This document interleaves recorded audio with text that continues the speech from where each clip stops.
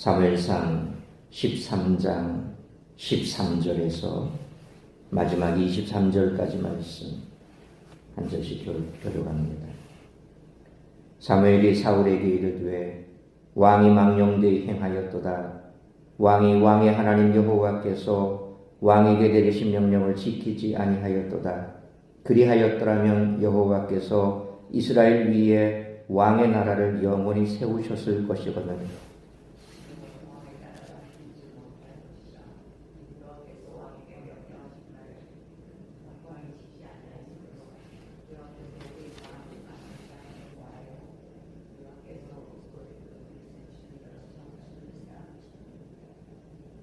사무엘이 일어나 길갈에서 떠나 베냐민 기브아로 올라가니라. 사울이 자기와 함께한 백성의 수를 세어보니 600명 가량이라.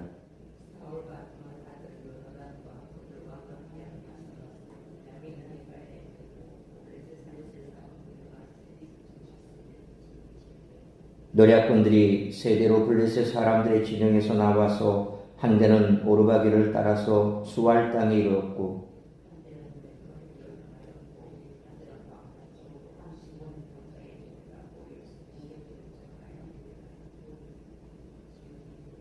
그때 이스라엘 온 땅에 철공이 없었으니 이는 블레셋 사람들이 말하기를 히브리 사람이 칼이나 창을 만들까 두렵다 하였습니다.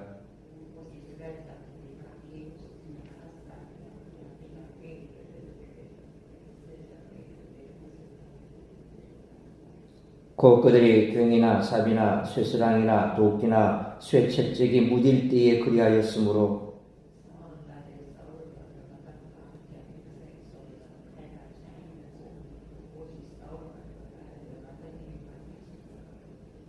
(23절) 같이 읽습니다. 블레셋 사람들의 부대가 나와서 믹마스 어귀에 이르렀더라. 아멘.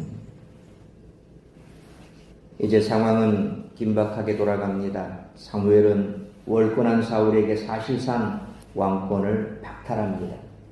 그리고 새로운 지도자를 하나님이 세우실 것이라고 선언하는데 사울에게 이것은 최후 통첩이나 다를 바 없었습니다. 이에 사울은 사무엘과 결별하고 독자적으로 블레셋과 맞서기 위한 준비에 들어갑니다. 그러나 그에게는 군사가 600명밖에 없었습니다. 더구나 믹마스에 진치고 있던 블레셋 군대의 돌격대가 사울을 에워싸며 이동하기 시작했습니다.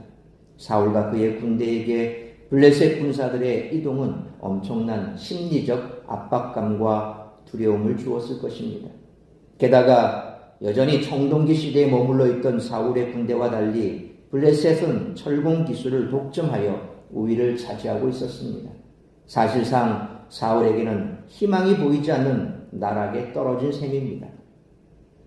그렇다면 사울이 이런 파국으로 치닫지 않을 기회가 있었을까요? 사무엘이 처음 사울을 질책했을 때가 마지막 기회였을 것입니다. 그때 사울이 자기 잘못을 시인하고 하나님께 용서를 구했다면 상황이 반전되었을 수 있습니다. 그러나 그는 자신을 겸허히 돌아보면서 실수를 인정하는 대신 자신의 행동을 합리화하며 핑계를 둘러댔습니다. 이로 인해 그는 상황을 돌이킬 수 없게 만들어버렸습니다. 누구나 실수할 수 있습니다. 그러나 자기 실수를 인정하지 않으면 언제나 사울처럼 상황을 악화시킵니다. 이것은 신앙생활에서도 다르지 않다는 것을 우리가 늘 기억해야 할 줄 믿습니다. 사울이 사무엘을 기다리지 못하고 직접 제사를 드린 이유는 군사들이 더 흩어지기 전에 사기를 고취하여 전쟁의 승기를 잡으려 함이었습니다.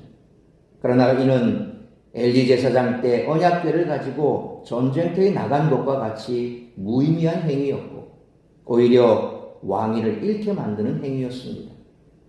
따라서 이와 같은 오늘 본문의 말씀을 통해 우리들이 깨달아야 할 것은 첫째로 13절로 15절 상반절 말씀처럼 종교적 열심으로는 하나님의 복을 받을 수 없다는 것입니다.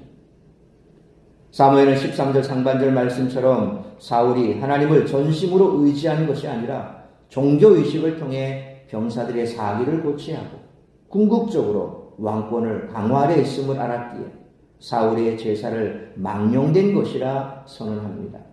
여기서 망령되이 행하였도다 라는 말은 어리석은 행동 또는 그 결과가 죄로 이어지는 행동을 일컫습니다. 따라서 이 말은 질책인 동시에 심판 선언의 시작인 셈입니다. 하나님께 드리는 제사라 하더라도 다른 목적과 의도가 숨어 있다면 그것은 하나님께 망령된 행위일 뿐입니다. 사울은 종교 행위에 열심을 낼 것이 아니라 하나님의 명령, 그 말씀에 순종해야 했습니다. 그러나 사울은 순종하지 않았기에 그의 왕위는 13절 하반절로 14절 말씀처럼 타인에게 넘어갈 것입니다. 그러나 사무엘은 누가 사울을 대신하게 될지는 아직 몰랐기에 15절 상반절 말씀처럼 길가를 떠나 사울의 고향인 베냐민 기브아로 올라갑니다. 어쩌면 사울의 친족 중에 다른 이가 세워지리라 생각했을 수도 있습니다. 우리가 하나님의 복을 받을 수 있는 유일한 길은 그분의 말씀을 바르게 알고 철저하게 순종하는 데 있는 줄 믿습니다. 그러므로 종교적 열심을 통해 하나님의 복을 받으려는 것은 어리석은 태도이므로 말씀대로 순종하는 우리 모두가 되시기를 축원합니다. 두 번째로 15절 하반절로 18절 말씀처럼 껍데기 신앙으로는 아무것도 할 수 없다는 것입니다. 하나님을 종교 행위의 대상 정도로 여기는 태도는 이스라엘을 대적으로부터 보호하는 데 아무런 도움도 되지 않았습니다. 사울은 앞에 2절 말씀처럼 이스라엘 역사상 최초로 3,000명의 정규군을 편성한 왕이지만 정작 블레셋 대군 앞에서 그의 옆에 남아있는 군사는 15절 하반절 말씀처럼 600명 뿐이었습니다. 앞에 5절 말씀처럼 병거 3만 대, 마병 6,000명, 셀 수 없이 많은 보병의 유세에 비교해보면 600명이라고 하면 군대라고 할 수 없을 정도 아주 미천합니다. 이는 사울이 어떤 대적도 두려워하지 않는 강력한 군대를 길러내는데 실패했음을 보여주는 것입니다. 16절로 18절 말씀처럼 믹마스에 진을 치고 있던 블레셋은 세 수로 나뉘어 베냐민 게바에 있던 사울의 군대를 공격하는 포위 작전을 펼쳤고 이스라엘은 이 공격을 막아낼 어떤 능력도 없었습니다. 그러므로 종교 행위만 매달리는 껍데기만 남은 신앙으로는 아무것도 할 수 없으므로 하나님을 전인격적으로 알기를 항상 힘쓰는 우리 모두가 되시기를 축원합니다. 세 번째로 19절로 23절 말씀처럼 종교 행위만으로는 현실에 아무런 능력도 나타내지 못한다는 것입니다.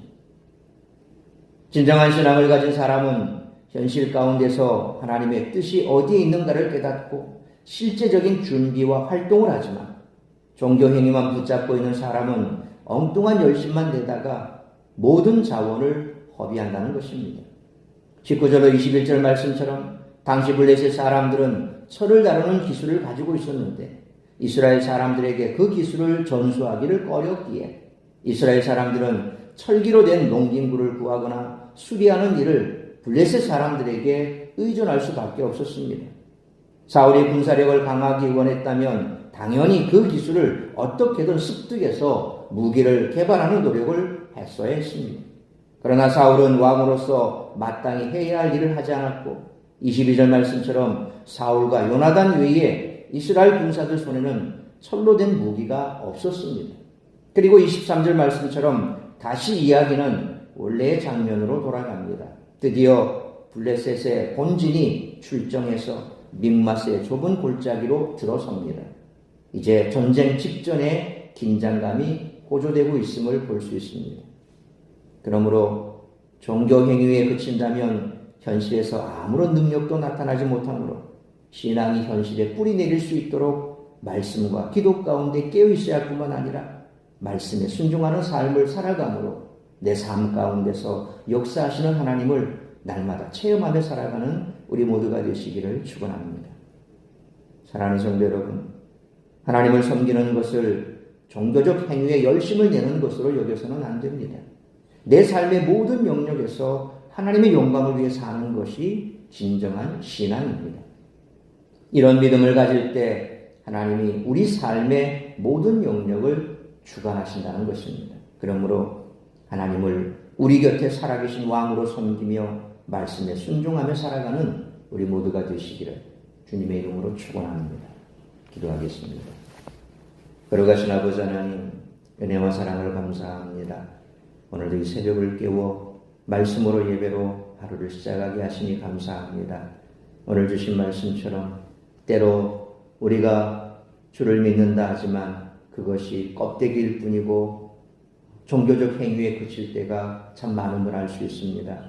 그럴 때에 우리의 삶에는 아무런 능력도 어떠한 하나님의 권위도 능력도 나타나지 않을 것입니다.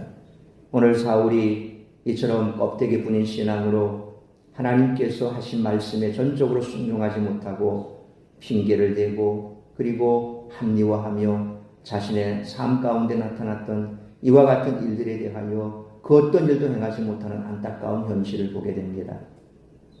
우리가 신앙생활하면서 어쩌면 마주하는 삶의 여러 가지 상황 속에서 그런 모습들이 우리에게도 나타나고 있는지도 모르겠습니다.